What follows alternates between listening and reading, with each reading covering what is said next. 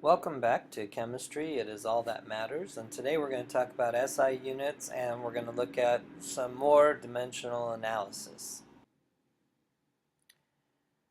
The standard SI base units for chemistry will be found in this chart, and SI stands for System International, and it typically refers to the metric system, and these are the units that are the accepted base units that we will use in chemistry. So for length, we will use the meter. For mass, we will use the kilogram. For time, we will use the second. Temperature will be Kelvin, not Celsius or Fahrenheit. The amount is how much stuff you have, that is the mole. And the electric current is in amps or amperes. And the luminous intensity, or how bright a light is the candela.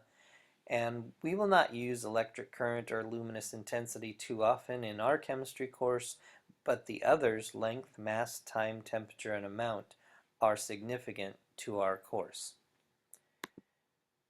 So for the meter, we are dealing with the lowercase letter m as its unit, and 1 meter is equal to 1,000 millimeters. It is also equal to 100 centimeters. In the United States, 1 meter is 39.96 inches, and 1,000 meters gives us 1 kilometer. For mass, we're dealing with the kilogram. Capital K, lowercase g is the unit abbreviation, and 1 kilogram is equal to 2.2 pounds, and 1 kilogram also equals 1,000 grams. For time, we're going to use the second, and that will be a lowercase s as the abbreviation. And in 1 hour, we have 3,600 seconds, and we know that it takes 60 seconds to make a minute.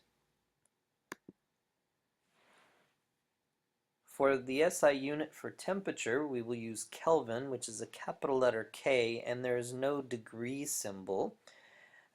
As there is in Celsius. Now 0 degrees Celsius is equal to 273 Kelvin, because we are reminded that Kelvin goes down to zero, absolute zero, which would be negative 273 Celsius.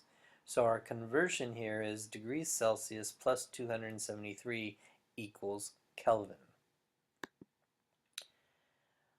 Thanks to Avogadro, we have a calculation for the amount of stuff available, and that is known as the mole, and that is abbreviated as lowercase mol. And 1 mole is equal to 6.02 times 10 to the 23rd atoms, or 6.02 times 10 to the 23rd molecules.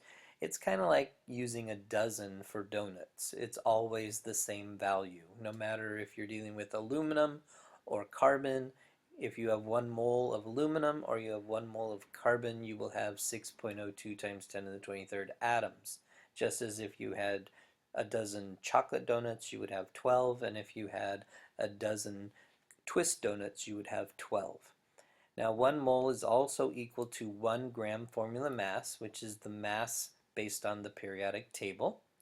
And 1 mole is also equal to 22.4 liters in volume.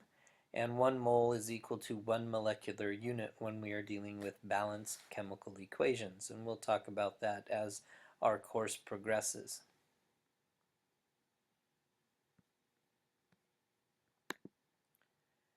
For electric current, we deal with amperes or amps. Lowercase amp is the abbreviation. And 1 amp is equal to the force provided at 2 times 10 to the negative 7th newtons per meter of distance. Now, where we're going to use amps is when we're talking about electricity, and amps times volts tells us how many watts of power we are going to need.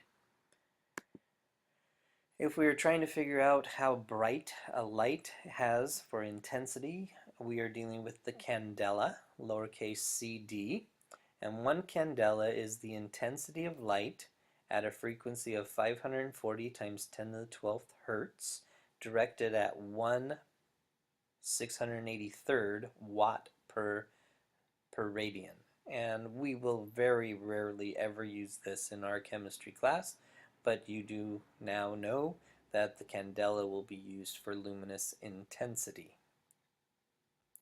So let's do a little bit more work in dimensional analysis, and remember, dimensional analysis is a way to mathematically convert from one unit to another using conversion factors, which are fractional ratios built to cancel units.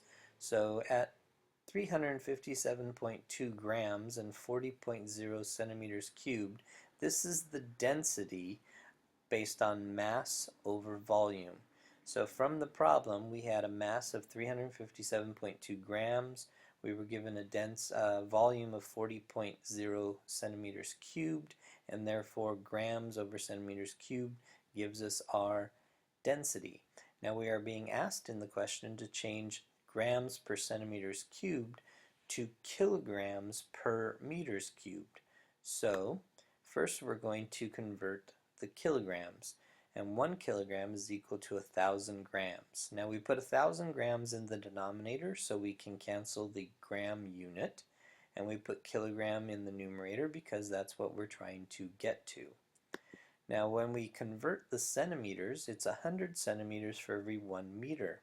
However, we're dealing with centimeters cubed, so 1 centimeter will not cancel cubic centimeters. So we have to actually cube the centimeter value, and that's why we have to have 3 of those units, and therefore we could cancel the 3 centimeters being centimeters cubed, and we will end up with 3 meters giving us meters cubed. So now we have the units in red of kilograms over meters cubed, and the math ends up giving us a value of 8,930 kilograms per meter cubed. We're using 3 significant digits because in the density value we have 3 significant digits, and since this is multiplication and division, we're looking for the value with the fewest significant digits. So that's why we rounded to 8,930 kilograms per meter cubed. So Adrian Peterson of the Vikings, he runs the 40-yard dash in 4.4 seconds. And here we're being asked to convert that to his speed in kilometers per hour. So first we're going to set up a value for his yards per second, which is 40 yards over 4.4 seconds. And first we're going to change the seconds to hours. So there are 3,600 seconds in 1 hour, and we get 3,600 because there are 60 seconds in a minute, 60 minutes in an hour, and 60 times 60 is 3,600 seconds. Now for yards, we are going to first convert to feet. 3 feet equal 1 yard, and 1 mile equals 5,280 feet. So these two fractions allow us to cancel the yards unit and the feet units. And now we need to convert to kilometers. Well, there is 1.6 kilometers for every 1 mile.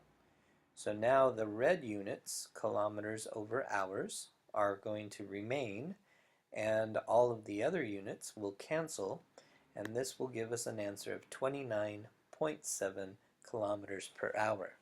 Now here we have 3 significant digits, and when we look at the question, we see that seconds actually is 4.4, only 2 significant digits.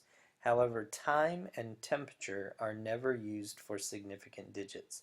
Remember, time and temperature are never used for significant digits, so we look at the 40.0 yards, and that is our significant digit, 3. Therefore, our answer must have 3 significant digits. So please complete the questions based on the SI units and practicing dimensional analysis, and continue working on your chemistry.